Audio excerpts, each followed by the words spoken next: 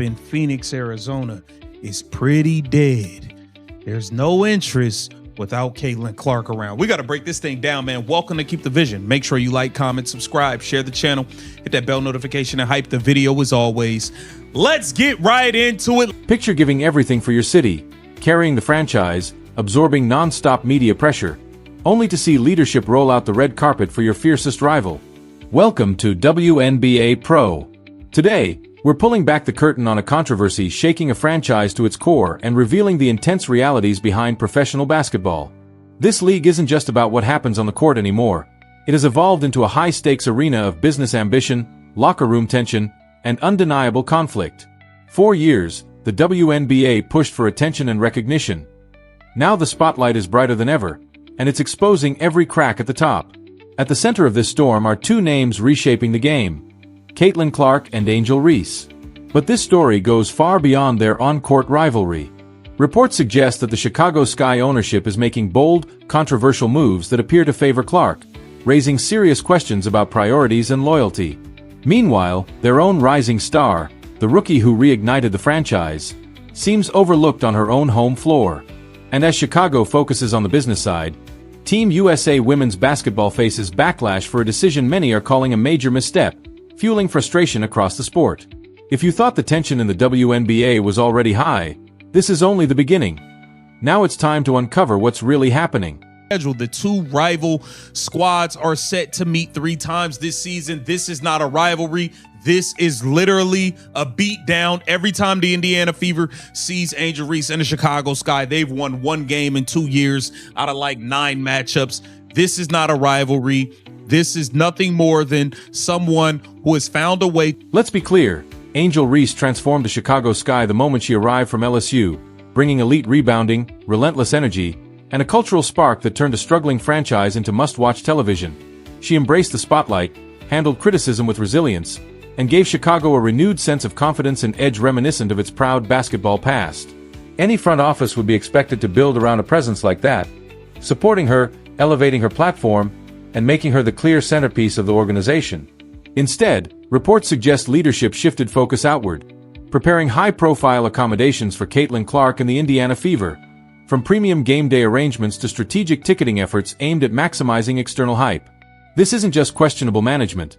It sends a powerful message about priorities, leaving many to wonder why a franchise would spotlight a rival attraction while its own rising star fights to hold the spotlight at home.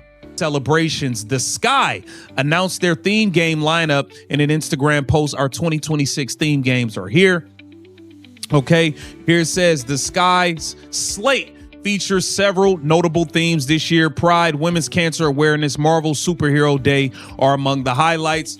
They have clearly canceled Barbie Night. Angel Reese is no longer. You have to ask the hard question. Why would a team sideline its own cornerstone in favor of outside attention? Why would ownership look at Angel Reese, a player pouring everything into the city, and allow her presence to feel secondary in her own arena?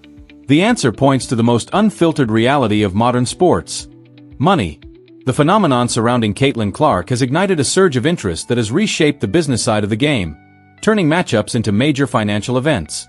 When the Indiana Fever arrive, demand skyrockets, ticket markets surge, arenas fill beyond expectations, and merchandise demand spikes almost instantly. Faced with this wave, the Chicago Sky front office appears to have made a calculated decision to capitalize on the moment, prioritizing short-term revenue opportunities over long-term identity and player loyalty. It's a move that may deliver immediate financial gains, but it also raises serious concerns about trust, culture, and the message being sent to the very player who helped redefine the franchise's trajectory. Overwhelming demand by Clark's arrival. Nobody else. Due to the overwhelming demand by driven by Clark's arrival, the game moved to the Chicago Bulls home court. The Sky designated that matchup as their Shy Neighborhoods theme game. Full details have not been yet. Now step into the mindset of Angel Reese for a moment and consider the pressure surrounding her every move. Since her college rise, she has faced constant scrutiny, every play dissected, every reaction debated, every performance judged under an intense spotlight.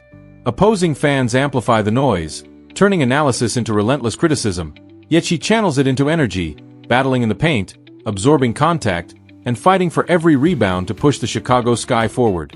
But beyond the competition and the commentary, a deeper challenge emerges. The perception that priorities within the organization may not fully align with her impact. When attention shifts heavily toward the arrival of Caitlin Clark and the Indiana Fever, it creates a difficult dynamic that tests trust and unity. It raises a critical question for leadership. How do you demand full commitment and belief inside the locker room when players sense that external factors may outweigh internal loyalty? The message, whether intended or not, can create tension, suggesting that performance alone isn't the only priority. Over time, that kind of imbalance risks shaping a fractured environment, where even the strongest competitors are forced to navigate not just opponents on the court, but uncertainty off it as well. At the camp. Now, there has been a noticeable drop-off in the engagement, the viewership, and everything associated with Women's Team USA since Caitlin Clark is not at camp. But the irony of this situation doesn't end in Chicago. While the Chicago Sky appeared to lean heavily into financial opportunity, United States Olympic Committee moved in the opposite direction, and the fallout was just as intense. When it came time to build the roster for the Paris 2024 Olympics, the decision-makers faced a defining moment. They had the option to include Caitlin Clark, a player whose presence has drawn unprecedented attention and brought a wave of new fans to the sport. It was a chance to elevate women's basketball on a global stage like never before. Instead, they chose a more traditional path, leaving one of the most talked-about athletes out of the lineup. The reasoning centered on roster balance, experience, and continuity, standard factors in team construction, but the reaction suggested something deeper. Many observers interpreted the move as a reflection of established hierarchy, where proven veterans were prioritized over rising stars, reinforcing long-standing structures within the game. The belief may have been that the identity of Team USA women's basketball stands above any single player, but in today's evolving sports landscape, where visibility, audience engagement, and global reach carry immense weight, that decision sparked a powerful debate. One that highlighted the growing tension between tradition and transformation in modern basketball. It's, it's all of us, not one person. No, it's not. No, it's not, man. People aren't even paying attention to this Team USA stuff like they were when Caitlin Clark was there. And it just goes to show you,